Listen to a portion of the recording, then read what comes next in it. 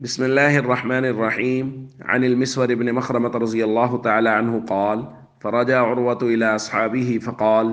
أي قوم والله لقد وفدت على الملوك ووفدت على قيصر وكسرى والنجاشي والله إن رأيت ملكا قط يعظمه أصحابه ما يعظم أصحاب محمد صلى الله عليه وسلم محمدا رواہ البخاری۔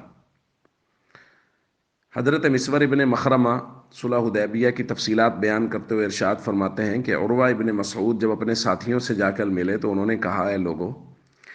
اللہ کی قسم میں بادشاہوں کے دربار میں بھی وفد لے کر گیا ہوں، قیصر، کسریٰ، نجاشی سب کے دربار میں گیا ہوں، لیکن اللہ کی قسم میں نے کبھی نہیں دیکھا کہ کسی بادشاہ کے ساتھی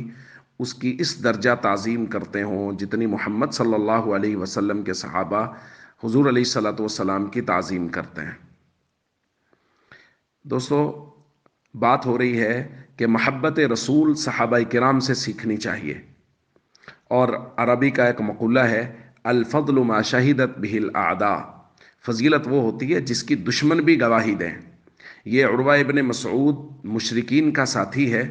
اس وقت ایمان نہیں لائے تھے، اور یہ نبی کریم صلی اللہ علیہ وسلم کی خدمت سے جب واپس گئے تو انہوں نے جا کے یہ کلمات کہے کہ جو تعظیم محمد صلی اللہ علیہ وسلم کے صحابہ محمد کی کرتے ہیں وہ کوئی دنیا کے بادشاہ کے اس کے ساتھی اس کی تعظیم نہیں کرتے۔ اور پھر تعظیم کی تفصیل بیان کی، واللہ ان تنخم نخامتا الا وقعت فی کف رجل منہم فدلک بہا وجہہ وجلدہ، اگر محمد صلی اللہ علیہ وسلم لعاب دہن بھی ڈالتے ہیں تو ان کے ساتھی اپنی ہتھیلی پر لے کے اپنے چہروں اور جسموں پہ مل لیتے ہیں۔ وَإِذَا أَمَرَهُمْ ابْتَدَرُوا أَمْرَهُ، جب محمد صلی اللہ علیہ وسلم کوئی حکم دیتے ہیں تو وہ سارے کے سارے ایک دوسرے سے آگے بڑھتے ہیں، سبقت اختیار کرتے ہیں کہ ان کا حکم کون پہلے پورا کر لے۔ وَإِذَا تَوَضَّأَ كَادُوا يَقْتَتِلُونَ عَلَى وَضُوئِهِ، اور جب وہ وضو کرتے ہیں تو ایسا محسوس ہوتا ہے جیسے وضو کے پانی کی برکت حاصل کرنے کے لیے ابھی یہ لڑ پڑیں گے، اتنی سبقت لیتے ہیں وضو کا پانی لینے کے لیے اور اس کی برکت حاصل کرنے کے لیے۔ وَإِذَا تَكَلَّمَ خَفَضُوا أَصْوَاتَهُمْ عِندَهُ، اور جب محمد صلی اللہ علیہ وسلم بات کرتے ہیں تو وہاں خاموشی چھا جاتی ہے، کسی کی آواز نہیں ہوتی۔ وَمَا يُحِدُّونَ إِلَيْهِ النَّظْرَ تَعْظِيمًا لَهُ، اور اپنی نظروں کو محمد صلی اللہ علیہ وسلم کی تعظیم کی وجہ سے وہ ان کے چہرے کی طرف نہیں اٹھا سکتے، نظر بھر کے محمد صلی اللہ علیہ وسلم کو دیکھتے نہیں ہیں وہ۔ دوستو، یہ اس وقت جو حضور کے دشمن تھے وہ حضور کے صحابہ کی یہ تعریف کریں کہ یہ صحابہ ایسے ہیں، تو محبت رسول صحابہ نے کر کے دکھائی کہ نبی کریم صلی اللہ علیہ وسلم سے محبت کیسے کی جاتی ہے۔ آپ صلی اللہ علیہ وسلم کے احکام بجا لا رہے ہیں، حضور فرما رہے ہیں، صحابہ ہماتن گوش ہو کے سن رہے ہیں، نظر بھر کے صحابہ ادب کی وجہ سے، تعظیم کی وجہ سے حضور کو دیکھ نہیں رہے۔